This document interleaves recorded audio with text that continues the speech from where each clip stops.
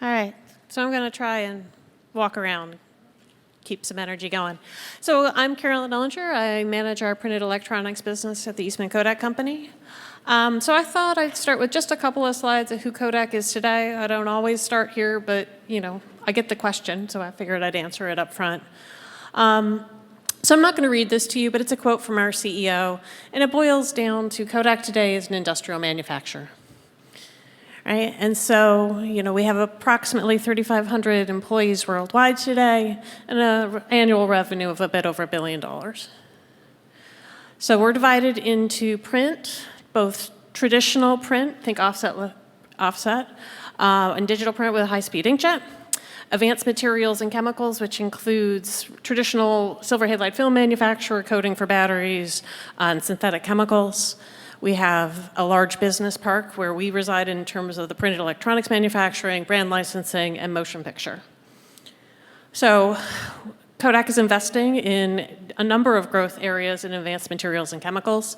So battery coating, there's a light blocking technology that can be applied to fabrics. Think like your hotel room, you want to block out the sun. So this is an alternative to some of the carbon technology out there. My business unit in terms of printed electronics is often talked about in terms of our flagship offering in terms of transparent antennas, but we do more than that. And then we have a CGMP facility. So my group, sometimes called functional printing, sometimes called printed electronics, but we're really leveraging Kodak's history in terms of roll-to-roll additive manufacturing. And so we do 100% clean room manufacturing using flexography, as we just mentioned. So we focus on flexo, and we partner at all portions of the process, right? So we can do pre-press and send you plates, and you can use our plates for pre-press. We can do printed electronics using silver inks and dielectrics, or we can use our full flow to get you the aspect ratio that you're seeing. Let me see if this will work. No. Anyway, on this interferometer graph, right? So this copper micro wire, I'll talk a little bit more about. So our resolution is 12,800 dpi. It's about 2 microns per pixel. That is our design resolution. We do not get 2 microns on substrate for maybe what will become obvious reasons. We work at about 17-inch web width, again, clean room manufacturing. But with our 2 micron resolution and our print and plate technology, we can get down to 6 to 8 micron features on substrate. So kind of all in one. From our copper microwire technology, this is the plate design on the left, the micrograph in terms of an SEM cross-section in the lower right. You see we get reasonably good quality copper, low voids, pretty good crystal structure. It's formed over a catalyst, and it's formed by electrolysis deposition that allows us to have independently isolated islands and freedom of design without having to worry about doing electrochemical deposition where we have to make connections. And so it's digital design and analog print.